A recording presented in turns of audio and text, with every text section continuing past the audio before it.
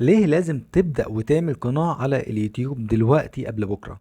المجال ده كل يوم بيكبر، والدليل على كده ان الارقام اللي بوريها لك دلوقتي دي حسابات الادسنس الشخصية الخاصة بيا طبعا زي ما انتم شايفين. ودي الدفعة اللي المفروض بتاعة الشهر اللي فات. طبعا زي ما انتم شايفين حسابات كلها مختلفة، او الحسابين يعني مختلفين باسماء مختلفة. ولكن طبعا انا هكون مداري على الايميل بتاعي عشان الخصوصية. الارقام اللي انت شايفها قدامك دي ارقام لقنوات ما عدتش ال 3000 مشترك. قناة 1500 مشترك، وقناة 3000 مشترك. ازاي قدرت اعمل الكلام ده على قناتين بكل سهولة وقناتين صغيرين جدا؟ ازاي قدرت اعمل الكلام ده؟ هو ده اللي احنا هنتكلم فيه في فيديو النهاردة. ازاي ان انت ممكن تعمل الارقام دي اذا كان انت صغير او كبير او اي سن، تقدر تعمل نفس الارقام دي واكتر. وعايز اقول لك ان الارقام اللي موجوده قدامك دي هي ارقام لقنوات صغيره جدا.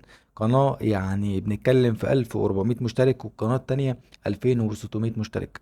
هتكلم معاكم النهارده في كل التفاصيل، وهعرفكم كل شيء او اي معلومه مش هبخل بيها عليكم. فكل اللي عليك تعمله انك تتفرج من اول الفيديو لحد اخر ثانيه في الفيديو، لان هيفوتك معلومات كتير جدا جدا جدا. طيب، في البداية كده عايز اقولك ان الارقام دي مستحيل تتجاب من قنوات يوتيوب عربية. تعالى كده مثلا نبص على قناة اليوتيوب او الفيديو اللي موجود قدامنا ده ارباح فيديو موجود، فيديو مصري ترفيهي عادي جدا، جايب 21800 وجايب 742 ساعة مشاهدة و118 مشترك. ولكن في الاخر الارباح اللي جاية في الفيديو 3 دولار و18 سنت. طيب تعالى كده نبص على الاودينس الخاصة بالفيديو. طبعا انا هكون مداري الديتيلز بتاعت الفيديو نفسها عشان برضو البرايفسي بتاعتي او الخصوصية. طبعا زي ما انتم شايفين كده، لو جينا بصينا هنا على الاودينس هنلاقي هنا طبعا مصر والسعودية وليبيا والاردن وفلسطين. طيب تعالى كده نبص على الار بي ام. طبعا الكلام ده اخر 28 يوم زي ما انتم شايفين 15 سنت. طبعا محتوى الترفيهي احنا هنتكلم عليه او اللي احنا هنشتغل فيه هو المحتوى الاجنبي، المحتوى اللي باللغة الانجليزية. تعالى بقى كده اوريك الناحية التانية كام مشاهدة تقدر تجيب منها فلوس كويسة في المحتوى الانجليزي، والار بي ام بتاعك قد ايه. طبعا اللي ما يعرفش الار بي ام ده قد ايه، وهي تكلفة كل 1000 مشاهدة بتجيب لك ربح قد ايه. يعني هنا 3 دولار دول جم من خلال 21000 مشاهدة. تعالى بقى كده الناحية التانية اوريك الارباح عاملة ازاي في قناة من القنوات الصغيرة اللي معايا. لو جينا كده نبص على القناة اللي موجودة قدامكم دي، القناة دي زي ما انتم شايفين جايبة 64 ألف مشاهدة، وجايبة السي بي ام بتاعها 13 دولار 95. وطبعا الار بي ام زي ما انتم شايفين 5 دولار و83 سنت. طبعا ال 64 ألف مشاهدة أو ال 65 ألف مشاهدة جايبين 378 دولار. لك أن تتخيل إن الفرق كبير جدا جدا جدا، وفرق شاسع بين المحتوى الإنجليزي والمحتوى العربي. طيب خلينا كده نعمل ريفرش عشان الناس المشككة اللي أكيد هيخشوا يتكلموا ويشككوا في الكلام بتاعي ده. خلينا كده نشوف، نعمل ريفرش مع بعضينا. وبرضو خلينا نعمل ريفرش للصفحة التانية بتاعة المحتوى العربي. طيب خلينا كده نشوف مع بعضينا. طبعا زي ما انتم شايفين، وكمان هنا لو جينا بصينا على المحتوى اللي باللغة الإنجليزية هتلاقي برضو نفس الكلام اللي أنا قلت عليه. المحتوى أرباحه قوية جدا لأن موجه لدول أوروبا وموجه لأمريكا. تعالى كده نبص مثلا على الأودينس الخاصة بينا، أو الأودينس اللي احنا متارجتينها. يعني خلينا كده نقفل الصفحة دي. لو جينا هنا دخلنا كده على كلمة اودينس هتلاقي هنا التفاصيل بتاعة الشانل دي. وهننزل كده تحت هنلاقي ان الاودينس اللي موجودة في القناة عندي امريكا وكوريا استراليا كندا وكمان بريطانيا. فده الفرق الموجود بين المحتوى اللي باللغة الإنجليزية والمحتوى اللي موجود باللغة العربية. عشان كده انت لازم تبدأ في الوقت الحالي قبل بكرة، لأن المجال فيه تنافس كبير جدا وفي صعوبة نوعا ما، ولكن الصعوبة دي بيحلها لك أو بيسهلها لك ال AI أو الذكاء الاصطناعي. عايز اقول لك برضو حاجة مهمة جدا. اليوتيوب حاليا بيواجه او بيحارب الذكاء الاصطناعي اللي بيكرر المحتوى. يعني ايه؟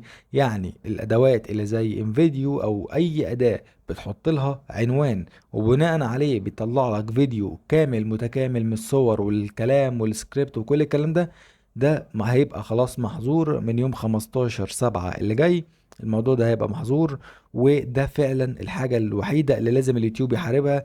لان لو جينا على سبيل المثال، مثلا دخل 1000 واحد طلب سكريبتات او طلب فيديو لموضوع معين، وطبعا انفيديو او اي اداة ممكن تروح مكررة نفس السكريبت ل 500 شخص من ال1000، وطبعا بياخدوا الفيديوهات يرفعوها على اليوتيوب، فبالتالي ده بيسمى محتوى مكرر. طيب تعالى كده نبص على السي بي ام او الار بي ام لكل الدول اللي موجودة قدامنا دي، ونشوف الفرق بينها وبين الوطن العربي. عندك هنا زي ما انتم شايفين الار بي ام، لو جينا بصينا عليه، طيب خلينا كده هنا نجيب نقلل مثلا المدة شوية من يوم 1 مثلا لحد يوم وليكن 11. طيب زي ما انتم شايفين كمان ان اول 10 ايام او اول 11 يوم من الشهر الار بي ام كان واصل $7. طبعا الار بي ام ده يعني برضو حاجة مش ثابتة، ما تقدرش ان انت تخلي الار بي ام عالي قوي او واطي قوي، ده كلها على حسب الاعلانات اللي بتتعرض عندك في القناة.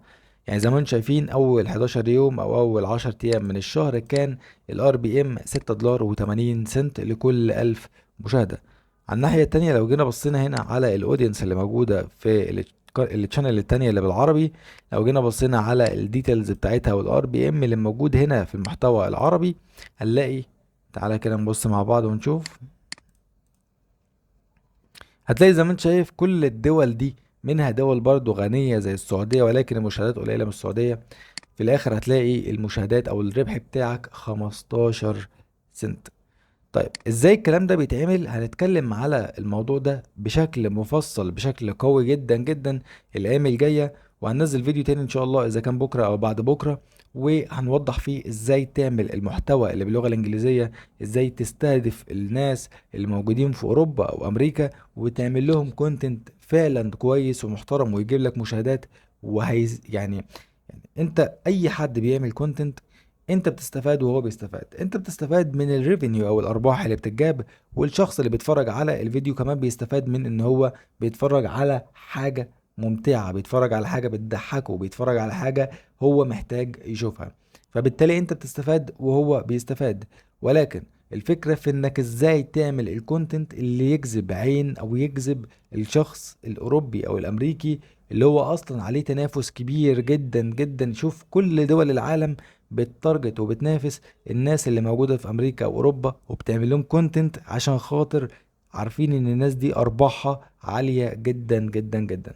فازاي انك تعمل المعادلة الصعبة بكل سهولة وعشان تعمل الارباح اللي انت نفسك فيها. ده كان فيديو النهاردة، واعتقد ان كده وضحت لك الخطة اللي احنا هنمشي بيها في الايام اللي جاية. طبعا ما تنساش تعمل اشتراك للقناة لان القناة تعتبر جديدة، هنزل لكم عليها كل خبرتي في خلال ال5 سنين اللي فاتوا والتجارب الكتير جدا اللي عملتها على اليوتيوب اوتوميشن. طبعا كل ده هنعرفه في الايام اللي جاية. لحد هنا كده خلص الفيديو، فيا رب يكون عجبكم، والسلام.